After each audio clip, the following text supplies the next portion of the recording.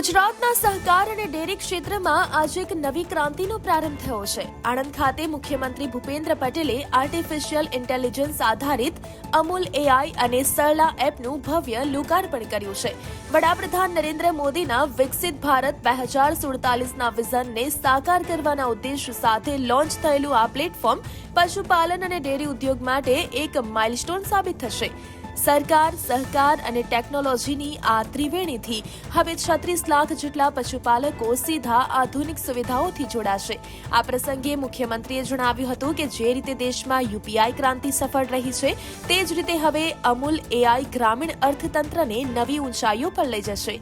આ એપના માધ્યમથી પશુપાલકોને વિશ્વમાં પ્રથમવાર દૂધના ફેટ, એસએનએફ અને દૈનિક હિસાબની વિગતો આંગળીના ટેરવે ઉપલબ્ધ થશે। આ કાર્યક્રમમાં વિધાનસભાના અધ્યક્ષ શંકરભાઈ ચૌધરી અને કૃષિ મંત્રી જીતુભાઈ વાઘાણીની વિશેષ ઉપસ્થિતિ રહી હતી। મહાનુભાવોએ આ પહેલને પશુપાલક બહેનો અને ખેડૂતોને આત્મનિર્ભર બનાવવાની દિશામાં એક મક્કમ ડગલું ગણાવ્યું હતું।